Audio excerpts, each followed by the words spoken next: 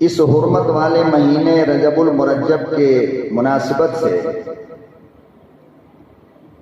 जनाब रसूलुल्लाह सल्लल्लाहु अलैहि वसल्लम की ज़िंदगी का वो अजीम मोजज़ा जिसे हम मेराज कहते हैं, इसके ताल्लुक़ से चंद बातें मैंने गुज़िश्ता जुमे में अर्ज़ किया था कि अल्लाह रब्बुल आलमीन ने अपने प्यारे महबूब जनाब रसूल अकरम सल्लल्लाहु अलैहि वसल्लम को जब आसमान पर बुलाने का इरादा किया, फिर अपने दीदार कराने का इरादा किया, जन्नत और जन्नत के मनाजिर अल्लाह दिखाने का इरादा किया, तो हज़रत जिब्रील अलैहिस्सलातु वस्सलाम के मारिफत बुर्राक भेजा गया मक्कतुल मुकर्रमा में। हदीस शरीफ में आता है कि बुर्राक घोड़े के मानिंद का एक सवारी है जिसका रंग बिल्कुल वाइट था, बिल्कुल सफेद था, और वो गधे से बड़ा और खच्चर से छोटा था।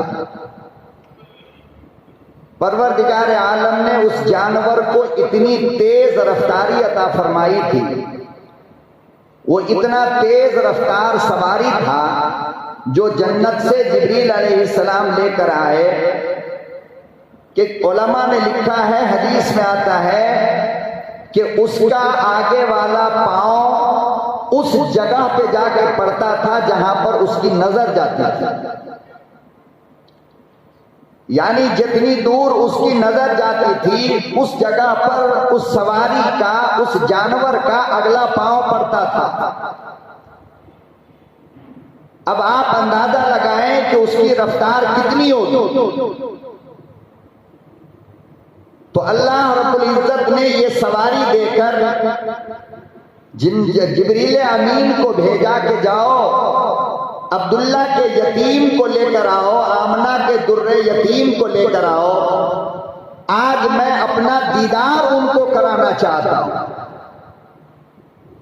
आज मैं उनको दुनिया और आखिरत के हालात बताना चाहता हूं, आज मैं उनको जन्नत दिखाना चाहता हूं, आज मैं जन्नत के बागात दिखाना चाहता हूं, आज मैं चाहता हूं कि तमाम फरिश्ते अपनी आंखों से मेरे महबूब का दीदार करें, लिहाजा आप उनको बुला कर लाइए।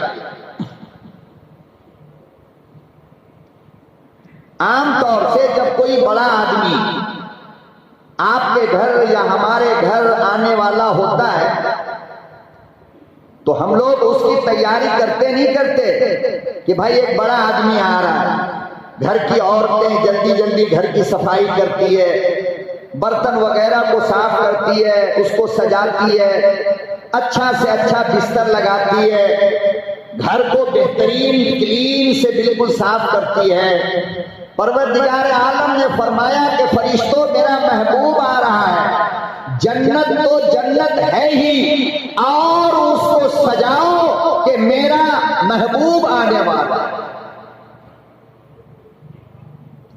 फिर जन्नत से लेकर मस्जिद हराम तक आपकी सवारी जिस रास्ते से गुजरने वाली थी, अल्लाह ने दोनों तरफ से फरिश्तों की जमात को खड़ा कर दिया कि जहां जहां से मेरा महबूब गुजरे उनको मरहबा कहना, उनको वेलकम कहना, उनको खुशामदीद कहना। जहन्नम जो करोड़ों साल से जल रही थी, अल्लाह ने दारोगा को कहा कि जहन्नम को ठंडी कर दो, आज नहीं जलेगी, इसलिए कि आज अब्दुल्ला का यतीम आ रहा है। फिर जिब्रील अलैहिस्सलातु वस्सलाम तशरीफ लाए, आप सल्लल्लाहु अलैहि वसल्लम को जमजम के करीब ले गए, आपका सीना चाक किया, फिर दिल के अंदर से जो काला नुक्ता था उस नुक्ते को निकाला, ईमान हिकमत दिल के अंदर भरा। जब बिल्कुल रेडी हो गए, तैयार हो गए, तो अब वो सवारी बुर्राक को आपके पास लाया। ऐसा नहीं है कि बुर्राक वहां खड़ा था और नबी को बुला करके ले जाया गया, नहीं बल्कि सवारी को लाया गया। इससे एक बात का हमें और आपको इल्म होना चाहिए और हमें और आपको इस बात का तजर्बा होना चाहिए। जिब्रील अलैहिस्सलातु वस्सलाम ये बताना चाह रहे थे कि कोई भी मेहमान तुम्हारे घर आए तो मेहमान को बुलाकर सवारी के पास मत ले जाना, बल्कि सवारी को मेहमान के पास लाना। ये अदब है। ये कहना कि साहब आगे गाड़ी खड़ी है, चलो थोड़ी दूर चल के चलेंगे, नहीं, ये अदब के खिलाफ है।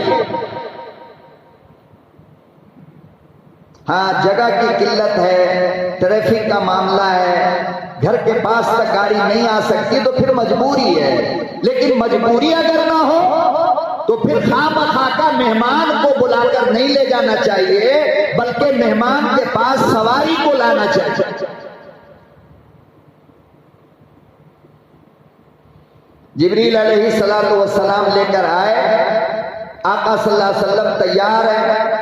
इनके अलावा दो फरिश्ते और भी थे साथ में।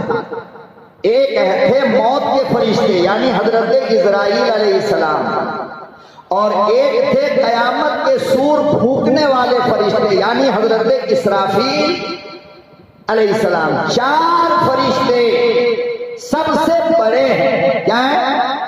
चार फरिश्ते सबसे बड़े हैं। नंबर एक जिब्रील अलैहिस्सलाम, नंबर दो इसराफील अलैहिस्सलाम, नंबर तीन मौत का फरिश्ता इजराइल अलैहिस्सलाम, नंबर चार बारिश का फरिश्ता मीकाईल अलैहिस्सलाम। बारिश की ड्यूटी अल्लाह ने मीकाईल के हवाले कर दिया कि जमीन को देख ले, जहां जरूरत हो वहां बादल ले जा और बरसा दे, जहां जरूरत नहीं है वहां बारिश नहीं करना।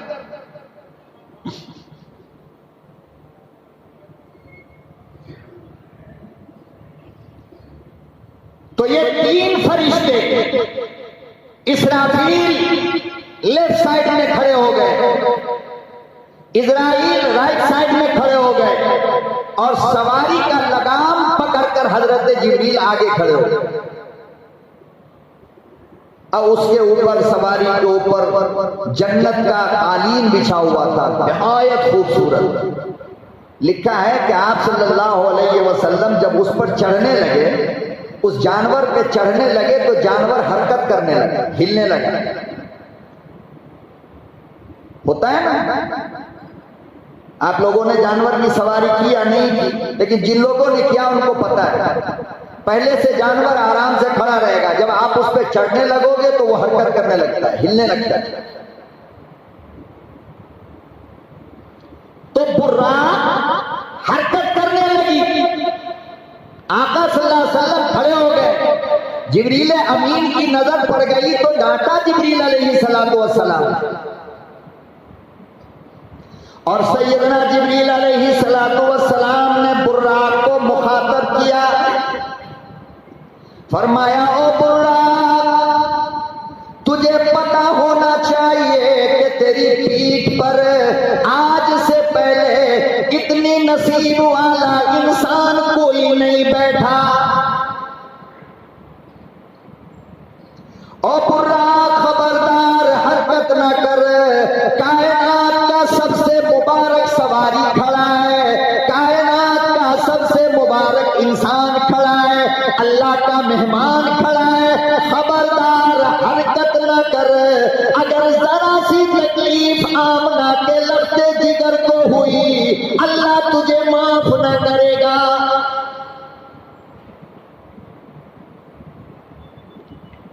बुर्राक साइलेंट हो गया, खामोश हो गया।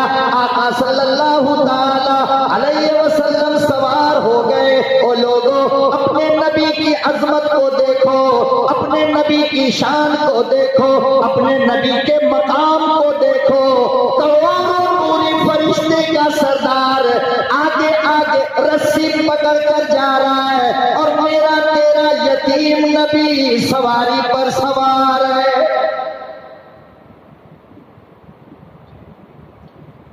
जो मखलूक नूर से बनी वो पैदल जा रही है, जो मखलूक मिट्टी से बनी वो बोलो कहां है, वो सवारी पर सवार है। क्यों? इसलिए कि अल्लाह बताना चाह रहा था कि लोगों, अगर तुम अच्छे अमल करोगे, अगर तुम नेक अमल करोगे तो हम तुम्हारा मकाम फरिश्तों से ऊंचा कर देंगे। फरिश्ता क्या है तुम्हारे सामने, लेकिन अगर गंदा काम करोगे तो फिर कुत्ते से नीचे हम तुमको पहुंचा देंगे। मेरी मान लोगे तो फरिश्तों से ऊपर, मेरी नहीं मानोगे तो कुत्ते से नीचे चले जाओगे, कुत्ता तुमसे अच्छा होगा।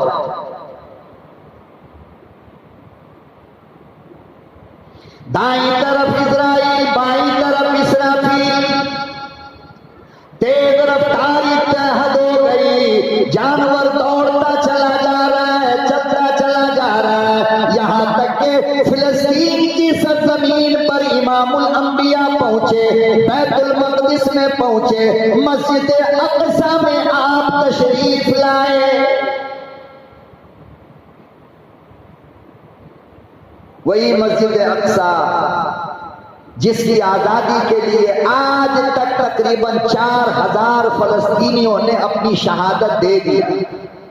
तकरीबन 4000 हो गए।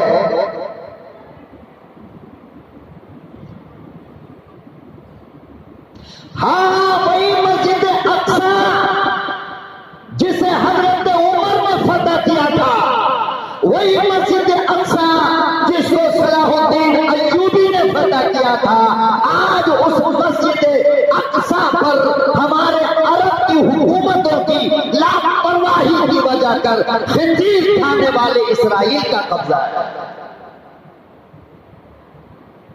और फलस्तीन के बच्चे अपनी कुर्बानी दे रहे हैं, औरतें अपनी कुर्बानी दे रही है, बीवी अपने शौहर को कफन पहनाकर भेज रही है, माँ अपने छोटे छोटे बच्चों के हाथ में पत्थर देकर आंखों में सुरमा और नया कपड़ा पहनाकर भेज रही है कि मेरा बच्चा शहीद हो तो कयामत में नए जोड़े में हमको मिलेगा।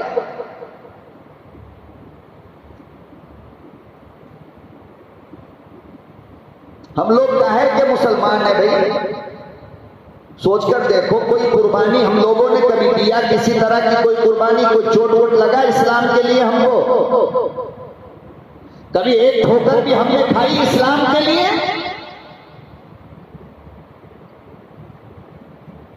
फकत 2-4 काम ऐसे हैं जिन कामों के लिए हम मुसलमान कहलाते हैं। गोश्त खाओ मुसलमान बन जाओ, खतना कराओ मुसलमान बन जाओ, इसके अलावा हमारे पास और क्या है? दुनिया की सबसे गंदी गाली देना सीख लो, मुसलमान बन जाओ। इसकी गीबत, उसका गिला, उसकी चुगलखोरी, उसकी शिकायत, उसका दामन पकड़ के खींचो, मुसलमान बन जाओ। हमारे पास अब इसके अलावा काम है क्या?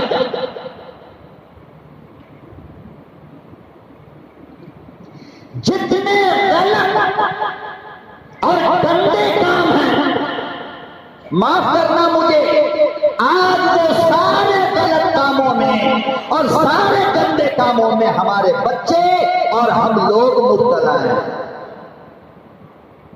वरना हमें तो दीन के लिए, इस्लाम के लिए, मस्जिद के लिए, कुरान के लिए, नबी की इज्जत के लिए, नामूस रिसालत के लिए एक पत्थर भी लगा आज तक। लेकिन वारे फलस्तीन के मुसलमानों, 4-4 बच्चे एक मां के शहीद हो रहे हैं, 2 दिन का दूल्हा शहीद हो रहा है और बीवी भेज रही है कपड़े पहनाकर।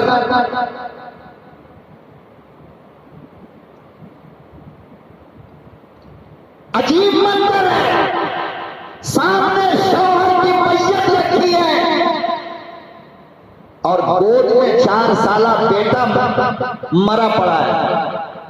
मां रो रो करके बस इतना कहती है, ओ दुनिया वालों, मेरे शौहर और मेरे बच्चे की शहादत पर मुझे तसल्ली देने के लिए मत आना, बल्कि तुम अपनी जगह बैठ कर ये दुआ कर दो, अल्लाह दोनों की शहादत को कबूल फरमाए।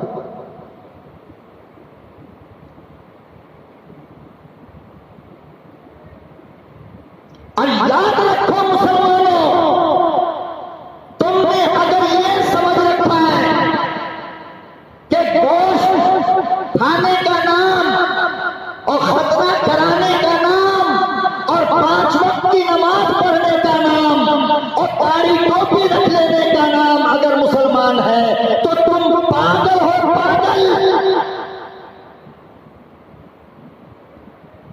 तुमसे बड़ी बड़ी दाढ़ियां यहूदी रखते हैं, ईसाई रखते हैं, हमसे बड़ी टोपियां ये लोग पहनते हैं, हमसे ज्यादा अपने खुदा अपने इबादत खाने में ये लोग जाते हैं। तो इस्लाम इसका नाम नहीं है। इस्लाम नाम इसका है कि जब अल्लाह के लिए जरूरत हो अपनी जान देने से एक कदम भी पीछे मत हटाना कभी, ये इस्लाम है।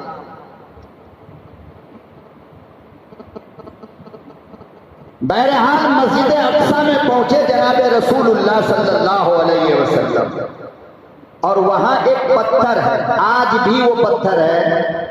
आप जाएंगे कभी, अल्लाह आपको पहुंचाए, इसलिए कह रहा हूं कि दुनिया में 3 मस्जिद ऐसी है। दुनिया में कितनी?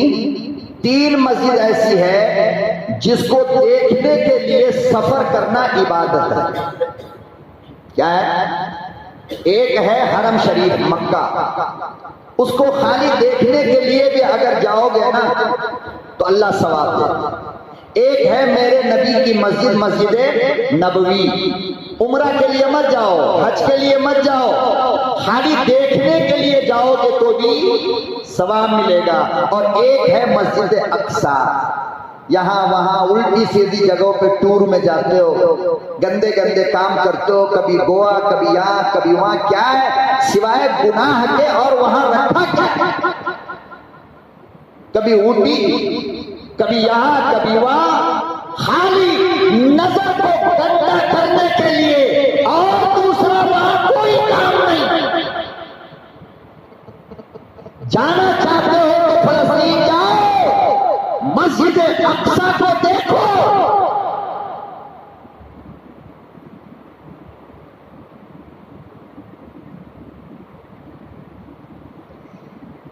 तीन मस्जिद दुनिया में ऐसी है जिसको देखना भी इबादत है और उसके लिए सफर करना भी इबादत है।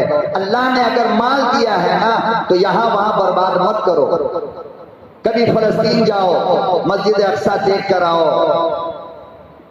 जिसको हमारे उमर ने फतह किया, हमारे अय्यूबी ने फतह किया, जहां पर मेरे नबी का जानवर बांधा गया, आज तक वो पत्थर मौजूद है, जिस पत्थर में तमाम नबियों ने अपना जानवर बांधा है। हर नबी बैतुल मक़दिस गए, हर नबी गए और वहां जाकर अपने जानवर को उसी पत्थर से बांधा, जिसको सखरा कहते हैं। उस पत्थर का नाम क्या है? सखरा। आज भी उस पर लिखा हुआ, उसी पत्थर से आपने अपने बुर्राक को बांधा। उसके बाद मस्जिद के अंदर गए, देखा कि अल्लाहु अकबर, तमाम नबी आदम से लेकर ईसा तक सारे अंबिया वहां पहले से मौजूद हैं। किस लिए मौजूद थे वो? तमाम अंबिया क्यों मौजूद थे? खाने की दावत थी क्या? वलीमा था? अकीका था? क्या था? क्यों मौजूद थे वो? दुनिया बनाने से पहले, पॉइंट की बात कह रहा हूं, दिमाग में रख लेना, काम आएगा। दुनिया को बनाने से पहले अल्लाह ने आसमान पर, अभी बैतुल्ला बना नहीं था, जमीन बनी नहीं थी, समंदर बना नहीं था, चांद बना नहीं था, सूरज बना नहीं था, एक अल्लाह था। कौन था? और अल्लाह के फरिश्ते।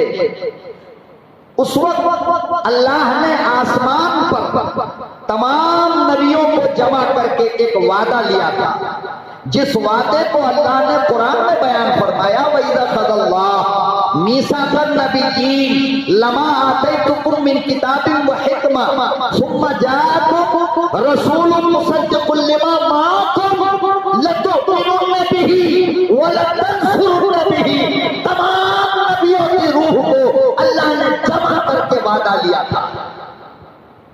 क्या वादा?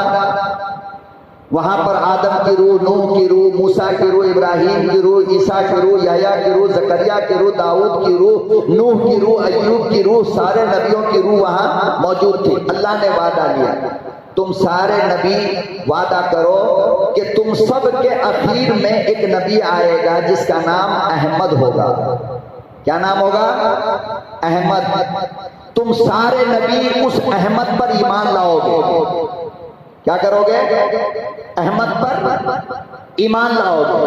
हज़राते अंबिया ने कहा, या अल्लाह, आप कह रहे हैं कि हम सबके बाद आएगा, तो फिर हमको ईमान लाने का मौका कहां मिलेगा? हम तो मर चुके होंगे ना,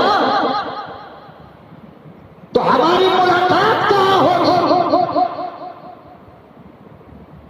परवरदिगार आलम ने इरशाद फरमाया, वादा करना तेरा काम है, वादा करो। वादा करना आपका काम है। आदम वादा करो, मूसा वादा करो, ईसा वादा करो, इब्राहिम वादा करो। वादा करना आपका काम है, मुलाकात कराना मेरा काम है।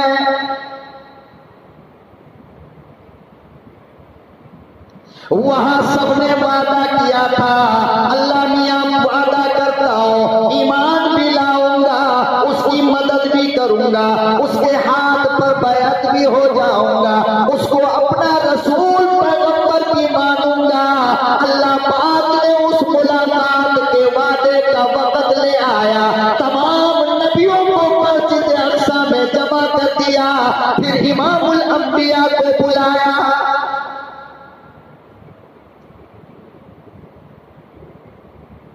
सारे नबी खड़े हो गए, मोहसिन इंसानियत को गले से लगाया। तमाम नबियों ने मुबारकबाद दी। वो आने वाले अब्दुल्ला के यतीम सरदारी मुबारक हो।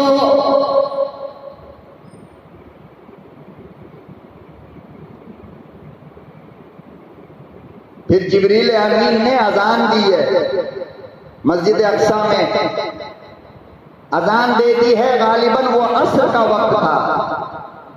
अब सफे बन गई, नबियों की सफे लग गई।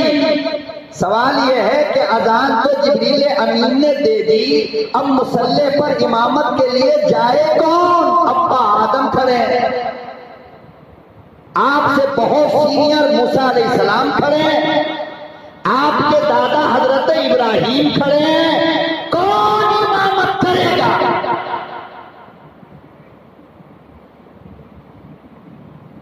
सैयदना जिब्रील अमीन पीछे गए, जनाबे रसूलुल्लाह का हाथ पकड़ा और आगे लेकर चलते चले आ रहे हैं। और जिब्रील की जबान कहती जा रही है, वो आमना के लख्ते जिगर, आपकी मौजूदगी में इमामत कोई दूसरा कैसे करे?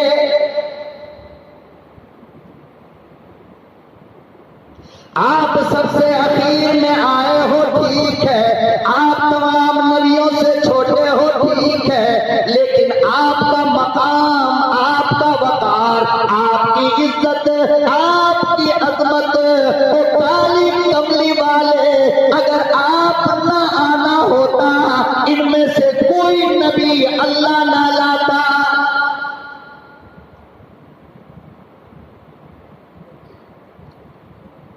तमाम नबियों को मेरा रब इसीलिए लाया है कि तुम्हें आना था।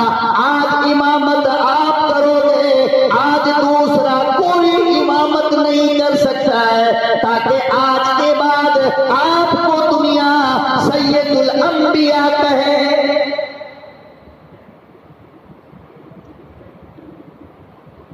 नबी करीम सल्लल्लाहु अलैहि वसल्लम ने तमाम नबियों की इमामत कराई है।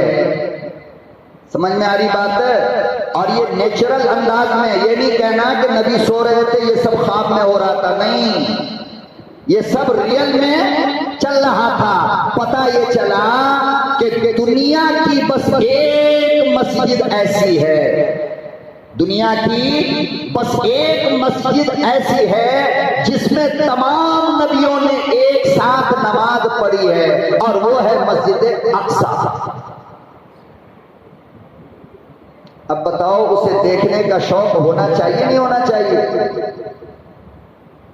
उसकी जियारत का शौक होना चाहिए नहीं होना चाहिए? क्या हम उस जगह को न देखें जिस जगह पर मेरे नबी ने इमामत कराया और मुसल्ली पीछे कौन थे? हजरात अंबिया। इसीलिए नबी ने फरमाया कि मस्जिद अक्सा को देखना भी इबादत है, उसके लिए सफर करना भी इबादत है। हम लोग पता नहीं कहां कहां ऊट पटांग जगह पे जाके सफर करते हैं, जहां गुनाह ही गुनाह है, सवाब का नामो निशान नहीं।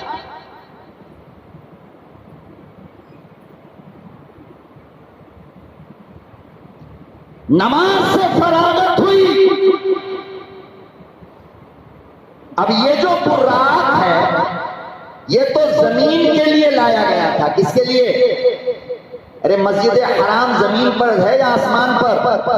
हरम शरीफ कहाँ है? मक्के में। मस्जिद अक्सा कहाँ है? फलस्तीन में। तो बुर्राक का काम ये था कि वो मस्जिद हराम से लाकर मस्जिद अक्सा में छोड़ दे। अब वहां से ऊपर जाना है, सातों आसमान पर, सातों आसमान के ऊपर सिदरतुल मुंतहा पर और सिदरतुल मुंतहा से आगे अर्शे उला पर। तो यहां तो बुर्राक जाएगा नहीं, तो फिर जन्नत से एक सीढ़ी लाई गई। क्या लाया गया? बोलो भाई, क्या लाया गया? सीढ़ी। और आसमान से उस सीढ़ी को लटकाया गया और मस्जिद अक्सा में लाकर उसको खड़ा किया गया। इमामुल अंबिया सल्लल्लाहु अलैहि वसल्लम ने फरमाया कि दुनिया में उससे पहले मैंने उतनी खूबसूरत सीढ़ी नहीं देखी, इतनी खूबसूरत। फिर जिब्रील अमीन ने आपका हाथ पकड़ा और सीढ़ी पर लेकर के चढ़े पहले आसमान पर। जब आप सल्लल्लाहु अलैहि वसल्लम गए तो जिब्रील, आसमान का दरवाजा चूंकि बंद रहता है हर वक्त, कभी भी खुला हुआ नहीं रहता, उस वक्त भी दरवाजा बंद था। जिब्रील अलैहिस्सलाम ने फरमाया, दस्तक दिया, अंदर से फरिश्ते ने आवाज लगाई, कौन? कहा मैं जिब्रील अमीन हूं। कहा आपके साथ कोई है क्या? कहा मेरे साथ आमना का लफ्ते जिगर मोहम्मद सल्लल्लाहु अलैहि वसल्लम। जल्दी से दरवाजा खोला फरिश्ते ने, मुबारकबाद दिया, आप अंदर गए। अंदर गए तो देखा पहले आसमान पर कि अब्बा आदम बैठे हैं। कौन बैठे हैं? अब्बा आदम। हम सब के अब्बा कौन है? हम सब के अब्बा कौन है? बोलो भाई, आदम अलैहिस्सलाम है ना। ये क्यों मैं कह रहा हूं? इसलिए कि हर इंसान के बाप का पिछला रिकॉर्ड जब आप देखते चले जाओगे ना तो आखिर में पहुंचेगा आदम अलैहिस्सलाम पर। कहां पहुंचेगा? इसलिए हम सब के अब्बा हुए नहीं। इसीलिए कभी कभी दादा को भी अब्बा कहा जाता है। दादा को भी क्यों? इसलिए कि मेरा बाप मेरे दादा से आया। कभी कभी परदादा को भी अब्बा कहा जाता है। क्यों? इसलिए कि परदादा से दादा आया, दादा से मेरा अब्बा आया, अब्बा से हम आए। तो इस तरह जब आप पीछे चलोगे तो ये सिलसिला पहुंचेगा हजरत आदम अलैहिस्सलाम पर। इसलिए हम कहते हैं कि आदम उम्मत के अब्बा हैं, आदम इंसान के अब्बा हैं। तो पहले आसमान में अब्बा बैठे थे। आका सल्लल्लाहु अलैहि वसल्लम को देखा तो खड़े हो गए, करीब बुलाया, मुबारकबाद दिया। क्या मुबारकबादी का जुमला था? नेक बेटे आओ मुबारक हो, नेक नबी आओ मुबारक हो। आप बताओ कि हजरत आदम को उस वक्त कितनी खुशी मिली होगी जिस वक्त आप सल्लल्लाहु अलैहि वसल्लम तमाम नबियों के सरदार बने। बेटे की कामयाबी पर बाप की आंखें हंसती हैं और बेटे की नाकामी पर बाप की आंखें रोती हैं। अल्लाह ताला किसी बाप को ऐसा बदनसीब ना बनाए कि बच्चों की शरारत से बाप को रोना पड़े। इसलिए कि बड़ा दुख होता है। औलाद जब बिगड़ती है तो बाप का कलेजा मुंह को आता है। क्यों? इसलिए कि सारा दिन बाप अगर धूप में जलता है तो अपनी औलाद के लिए, अगर औलाद बाप के इस पसीने के बूंद को न समझे, बाप के रात दिन की मेहनत को अगर न समझे तो तकलीफ तो होती है। इसीलिए अल्लाह ने कुरान में कहा नेक बच्चों की दुआ मांगा करो, अल्लाह मेरे बच्चों को नेक बना दे। मुबारकबाद दिया हजरत आदम अलैहिस्सलाम ने। अल्लाह के नबी सल्लल्लाहु अलैहि वसल्लम फरमाते हैं मैंने देखा कि कुछ रूह आदम अलैहिस्सलाम के दाईं तरफ बैठी है और कुछ रूहें बाईं तरफ बैठी हैं। नबी फरमाते हैं कि जब हजरत आदम दाईं तरफ देखते थे तो हंसते थे, जब बाईं तरफ देखते थे तो रोते थे। अल्लाह के नबी सल्लल्लाहु ताला अलैहि वसल्लम ने जिब्रील अमीन से सवाल किया, फरमाया कि ओ जिब्रील मेरे अब्बा की ये हालत क्यों हो रही है, मेरी समझ में नहीं आती है। दाईं तरफ देखा मुस्कुराने लगे, बाईं तरफ देखा तो रोने लगे। जिब्रील अलैहिस्सलाम ने फरमाया ओ आमना की लफ्ते जिगर, दाईं तरफ नेक लोग नेक बेटे बैठे हैं, वो लोग बैठे हैं जो जन्नत में जाएंगे। जब जन्नती बच्चों को हजरत आदम की नजर देखती है तो मुस्कुराने लगती है, जब बाईं तरफ देखता है तो जहन्नमी बंदे बैठे हैं। बाईं तरफ देखा आदम रोने लगे।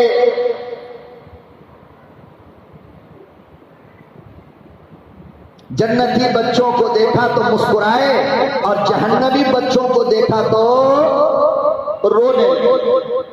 और वहां पे हैं कौन लोग बैठे हुए दाएं बाएं? हम और आप ही तो थे वहां, हमारी और आपकी रूह तो थी ना। दुआ करो मेरे परवरदिगार हमें उस जमात में दुनिया से उठा जिस जमात को देखकर आदम हंसते थे, मुस्कुराते थे। अल्लाह उस जमात में बाईं तरफ वालों में हमको मत रखिएगा।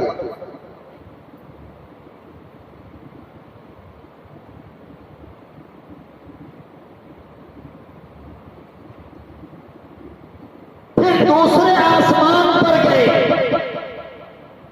दूसरे आसमान पर गए तो वहां दो नबियों से मुलाकात हुई, हजरत ईसा अलैहिस्सलाम और हजरत यहया अलैहिस्सलाम। दोनों से एक जगह मुलाकात क्यों हुई? इसलिए कि ये दोनों नबी आपस में खालाजाद भाई थे। क्या थे? ईसा की अम्मा और यहया की अम्मा, ये दोनों कौन थी आपस में? बहन थी। तो दोनों खालाजाद भाई थे, इसलिए अल्लाह ने दोनों को एक जगह दूसरे आसमान पर बैठाया मुलाकात करने के।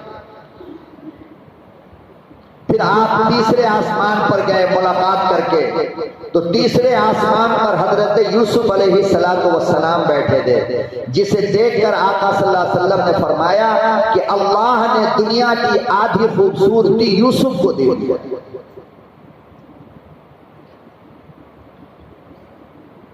एक में आधा पूरी दुनिया को, और वो जो आधा है वो किसको? तने तनहा हजरत यूसुफ अलैहिस्सलातु वस्सलाम को। इसी हुस्न को देखकर मिस्र के बादशाह की बीवी की नीयत खराब हो गई। भाई जब आधी दुनिया की खूबसूरती किसी को मिल जाए तो उसका क्या कहना साहब? तुम्हारी जूतियों के धूल के बराबर ईमान वालों, जिन नाचने वालों के चेहरे पे हुस्न नहीं है, तुम इनके हुस्न को देखकर पागल होते हो। कितना स्मार्ट लग रहा है, कैसा लग रहा है, उसका बाल रखेंगे, उसकी दाढ़ी बनाएंगे, उसका शेव कराएंगे, उसका कपड़ा पहनेंगे। तो बताओ ना कि जिसको अल्लाह ने पूरी दुनिया की आधी खूबसूरती दे दिया वो यूसुफ कितना हसीन होगा, कितना खूबसूरत होगा। हम लोग यही दुनिया को देखकर पागल हो रहे हैं।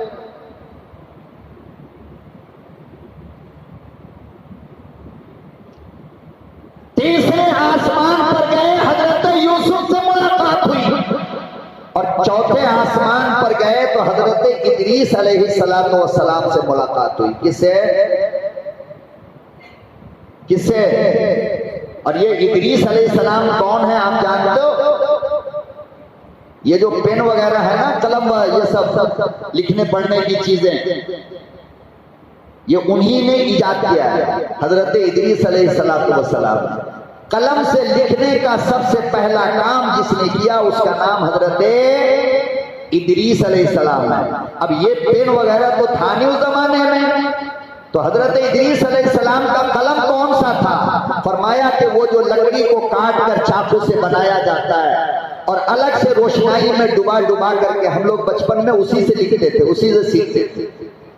गांव देहात में लकड़ी के तख्ती माँ बाप बनवा कर देते थे और चावल को जलाकर उसकी रोशनाई बनाई जाती और बांस की लकड़ी के ऊपर उसको काट कर कलम बनाया जाता और फिर उस लकड़ी के तख्ती के ऊपर उस्ताद हमें मशक करने के लिए कहता था, लिखने के लिए कि हैंडराइटिंग खूबसूरत हो।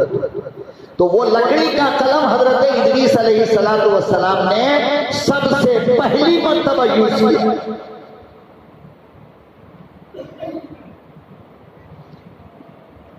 तो चौथे आसमान पर हजरत इदरीस अलैहिस्सलातु वस्सलाम से मुलाकात हुई और पांचवें आसमान पर हजरत हारून से मुलाकात हुई। किसे? हजरत हारून। ये हारून कौन है? हजरत मूसा अलैहिस्सलातु वस्सलाम के भाई। लिखा है कि हजरत हारून बहुत अच्छी तकरीर करते थे, बहुत अच्छे मुकर्रिर थे, बहुत अच्छे खतीब थे। इसलिए मूसा अलैहिस्सलाम जब भी कहीं जाते दीन के काम के लिए तो हजरत हारून को साथ ले जाते। ए हारून, हमको तकरीर करना तो नहीं आता है, तुझे अच्छी आती है, चल जरा थोड़ा काम आ जाए। तो तकरीर के लिए हजरत हारून को ले जाते मूसा अलैहिस्सलातु वस्सलाम। तो पांचवें आसमान पर मुलाकात हुई हजरत हारून से और छठे आसमान पर मुलाकात हुई हजरत मूसा से और सातवें आसमान पर मुलाकात हुई हजरत इब्राहीम अलैहिस्सलातु वस्सलाम से। समझ गए? पहले पे आदम, दूसरे पे ईसा, तीसरे पे यूसुफ, चौथे पे इदरीस, पांचवें पर हारून, छठे पर मूसा और सातवें पर इब्राहीम।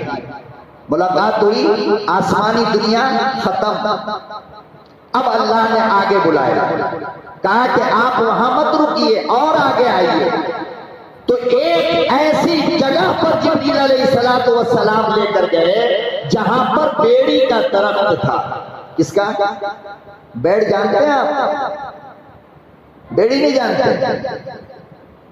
बिहार वाले तो समझ जाते हैं, यहाँ क्या बोलते हैं मुझे मालूम नहीं। वो छोटा छोटा ग्रीन कलर का फल होता है ना, जिसको आजकल ऊटी आपिल भी आप लोग बोलते हो, उसी को बेड़ी बोलते हैं। क्या बोलते हैं उसे? बेड़ का पेड़, कांटे वाला पेड़ होता है। उसकी कई किस्में होती हैं, कई छोटा छोटा होता है, कई बड़ा बड़ा होता है। और आप लोगों क्या तो इतना बड़ा हो गया कि आपने जबरदस्ती उसको आपिल ही कहते हैं। तो बेड़ी के दरख्त के पास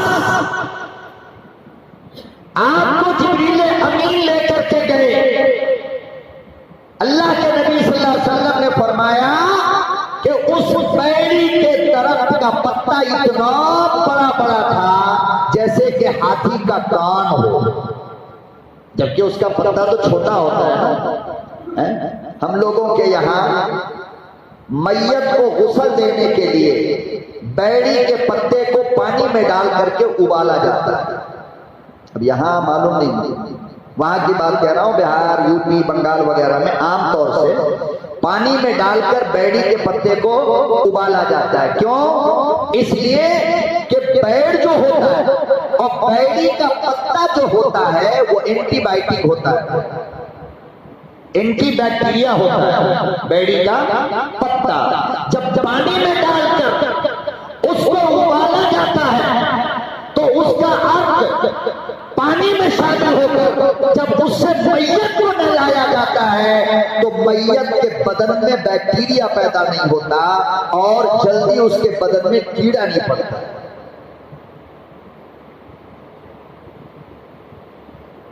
यह है बेड़ी का फायदा। बहरहाल आका सल्लल्लाहु अलैहि वसल्लम ने फरमाया कि हाथी के कान कितना बड़ा बड़ा पत्ता था उसका, और बेड़ी कहते हैं कि मटका कितना बड़ा बड़ा, कितना बड़ा बड़ा उसका फल लटक रहा था। फिर एक चीज आई जिसने उसको चारों तरफ से ढक लिया। फिर अल्लाह ने वहां से आगे बुलाया अपने अर्श के पास। अब जिब्रील अलैहिस्सलाम वहीं खड़े हो गए। अल्लाह के नबी ने फरमाया कि जिब्रील ये क्या मोहब्बत है यार, मस्जिद अक्सा से यहां तक साथ आया और यहां से अकेला कहता है जाने के लिए। फरमाया मेरे महबूब, आपको उस मकाम पर बुलाया जा रहा है जहां पर आज तक कोई नबी भी नहीं गया। मेरी क्या औकात है, मैं अगर जाऊं तो मेरे पर जल जाएंगे, मैं जल जाऊंगा, मैं इससे आगे नहीं जा सकता। बहरहाल इमामुल अंबिया महबूबे किबरिया हजरत मोहम्मद मुस्तफा सल्लल्लाहु ताला अलैहि वसल्लम अल्लाह के हुजूर में तशरीफ ले गए। अल्लाह पाक ने यूं नजर उठा कर देखा, फरमाया मेरे महबूब आ गए।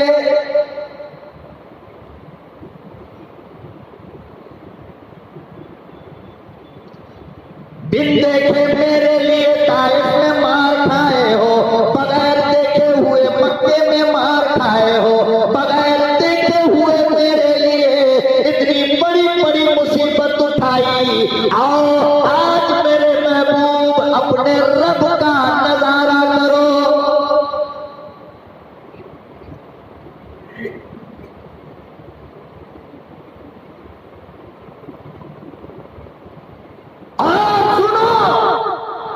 यह दुनिया का कानून है और यह दुनिया का मिजाज है कि जिससे मोहब्बत होती है जब वो सामने आ जाए तो दर्द का पता नहीं चलता। मजनू से पूछो, जिसकी मोहब्बत में इंसान मार खाता है, नहीं जूते चप्पल खाता है, अगर वो अचानक सामने आ जाए तो दर्द मालूम, बोलो भाई, दर्द मालूम नहीं होता। तो अल्लाह के नबी किससे मोहब्बत किए थे? अल्लाह से। किसे? अल्लाह से। ताइफ में मार किसके लिए खाया? भाई कब्रिस्तान में बैठे हो, मस्जिद में बैठे हो, जागे हो ना। ताइफ में मार खाया किसके लिए? अल्लाह के लिए। मक्के में आपके बदन पर सजदे की हालत में ऊंट की गंदगी डाली गई, किसके लिए? अल्लाह के लिए। जंग ओहद में आपके दांत को तोड़ा गया, किसके लिए? अल्लाह के लिए। शेब अबी तालिब के अंदर अरे 3 साल 13 दिन तक आपका खाना पीना बंद करके जेल में रखा गया, किसके लिए? अल्लाह के लिए। जब आज खुद अल्लाह सामने आ गया, वो सारी तकलीफ मालूम होगी। जिसके लिए सब बर्दाश्त किया वो आज कहां है? सामने। परवरदिगार आलम ने फरमाया, आओ मेरे महबूब, आज से पहले तेरे सिवा आज यहां तक कोई न आया, किसी को आने की इजाजत नहीं, किसी से बात करने का शौक नहीं। फरमाया कहां से आए हो? अल्लाह मियां तेरी दुनिया से आया हो, बैतुल मक़दिस से आया हो, सातों आसमान से सफर करता हुआ आया हो। अल्लाह पाक ने मोहब्बत में मुस्कुराते हुए इरशाद फरमाया, मेरे महबूब अपने अल्लाह से मिलने आए हो, अपने महबूब से मिलने आए हो। महबूब जब महबूब के पास जाता है तो गिफ्ट लेकर जाता है, मेरे लिए तुम क्या लाए हो?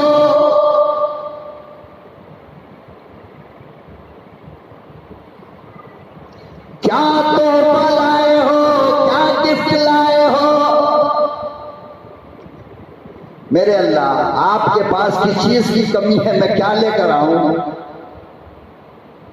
अरे मखलूक को मखलूक से मोहब्बत हो जाए तो वो चीज दी जाती है जो उसके पास ना हो। महबूब पूछता है गले का हार है क्या, तेरे जन्मदिन पर तुझे तोहफा देना चाहता हूं। वो कहती है हाँ गले का हार है। तो चल मैं कान का आयरिंग लेकर आ जाता हूं। नहीं वो भी है। तो चल मैं माथे का टीका लेकर आता हूं। नहीं वो भी है। तो चल मैं हैदराबाद से सोने की चूड़ी लेकर आता हूं। नहीं वो भी है। तो फिर बताना क्या नहीं है जो तेरे लिए लाऊं। मगर हे अल्लाह तेरे पास तो सब कुछ पहले से है, तो हम लाए क्या? क्या नहीं है आपके पास मेरे अल्लाह?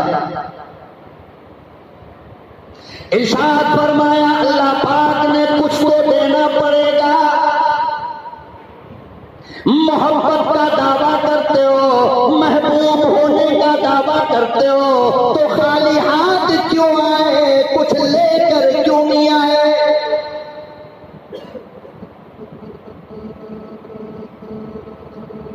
लोगों अंदाजा लगाओ वो क्या मंजर होगा, वो क्या अंदाज होगा जब सामने रब्बुल आलमीन हो और इधर रहमतुल लिल आलमीन हो।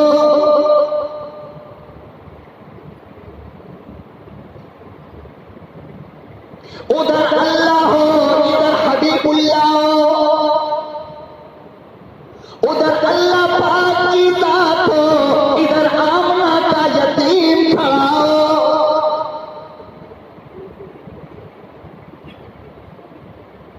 हमारा आप तो खुदा की कसम सोच भी नहीं सकते हैं वो सीन कैसा होगा, वो मंदिर कैसा होगा।